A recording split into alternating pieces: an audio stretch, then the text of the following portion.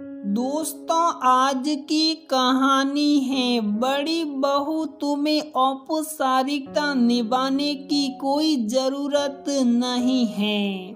दोस्तों, कहानी शुरू करने से पहले अगर आपने हमारे चैनल को सब्सक्राइब नहीं किया है तो सब्सक्राइब कर लीजिए ताकि आपके पास पहुँचे हर नया वीडियो।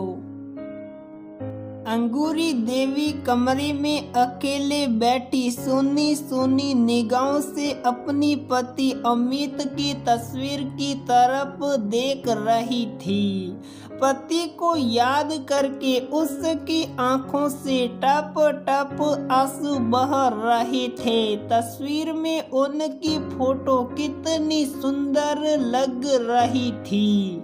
ऐसा लग रहा था जैसे अभी उसके पति कहेंगे, अंगूरी बड़ी जोर की भूख लग रही है, जल्दी से मिर्ची रोटी और मरवे की चटनी बना। तेरे हाथ की मिर्ची रोटी और चटनी के आगे सारे व्यंजन फेल हैं। ना जाने तेरे हाथ में क्या जादू है। तेरे हाथ की रोटी चटनी खाकर मन तृप्त हो जाता है। जब कभी मैं मरूं तो मेरी 13वीं पर बस चटनी से ही रोटी निकाल देना, मैं उसी से तृप्त हो जाऊंगा। ज़्यादा व्यंजन बनाने के चक्कर में ना पड़ना। ये सुनकर वह पति के मुंह पर हाथ रख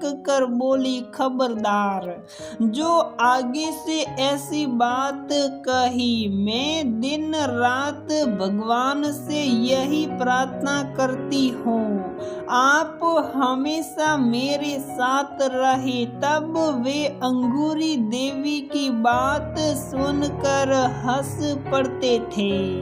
2 दिन पहले हल्का सा बुखार आया था उन्हें और उसी में ही उनके प्राण चले गए थे। वह सहकर भी अपने पति को बचा नहीं पाई थी।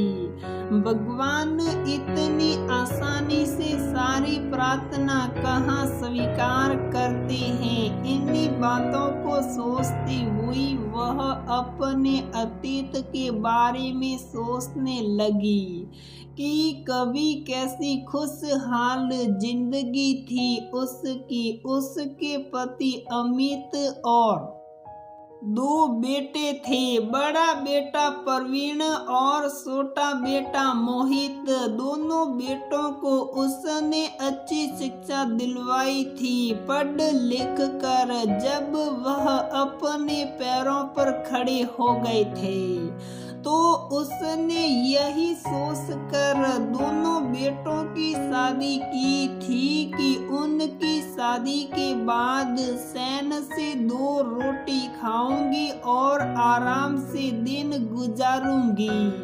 परंतु सोचा हुआ होता कहाँ है। दोनों बहू आते ही अलग रहने का राग अलापने लगी। एक दूसरे से काम ना करने के पीछे लड़ने झगड़ने लगी।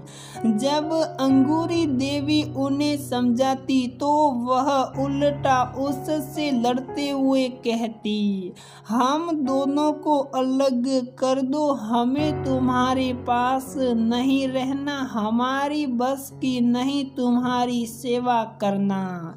जब उसके पति अमित ने दोनों बहुओं के मुंह से ये बात सुनी तो उसने दोनों बहुओं को अलग अलग कर दिया था ताकि घर में शांति बनी रहे। अंगूरी देवी को खाना बनाने में ज्यादा दिक्कत ना हो, इसलिए अमित उससे हमेशा यही कहते, बस रोटी चटनी बना ले, मेरा पेट तो उसी से भर जाता है।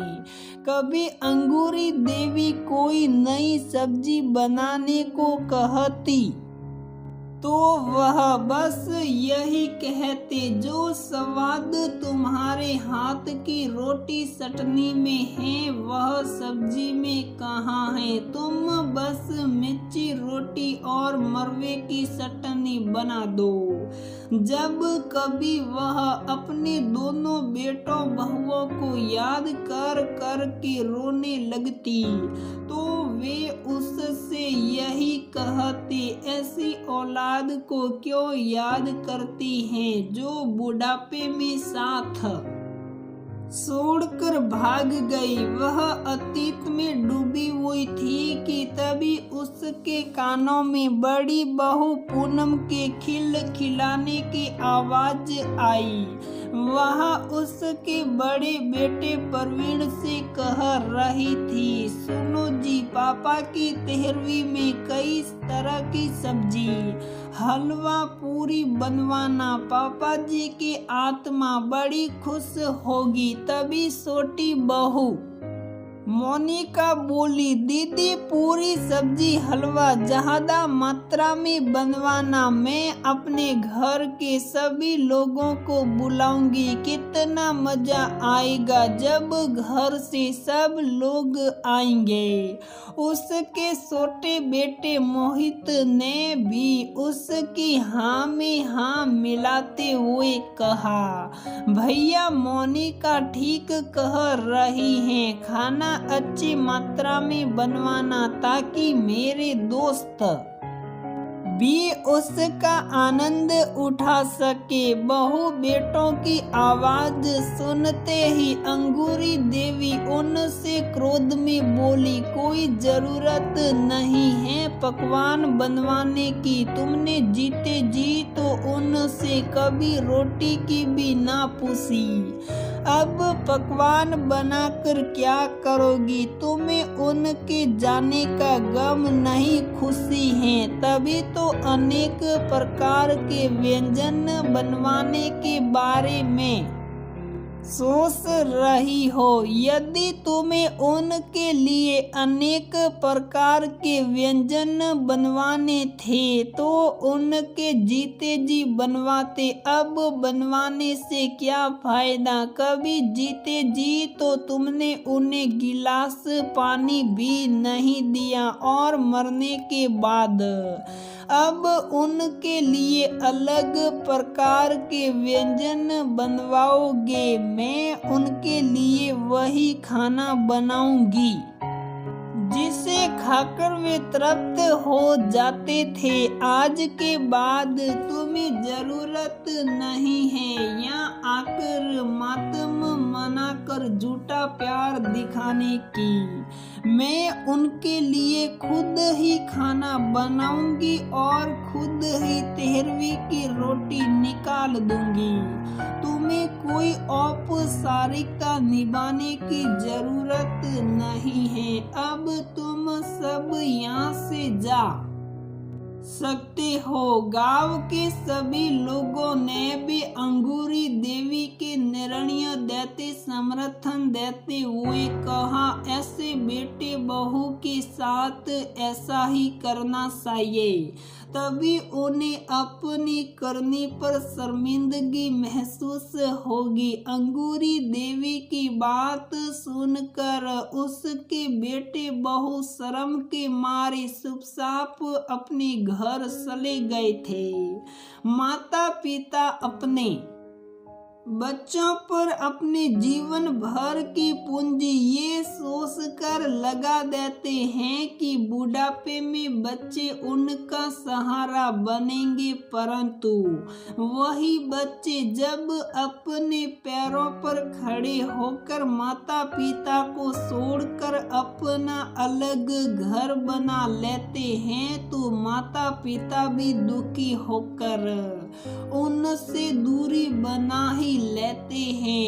यदि माता पिता के लिए कुछ करना ही है तो उनके जीते जी करो, उनके मरने के बाद उनके लिए कुछ करने से क्या फायदा।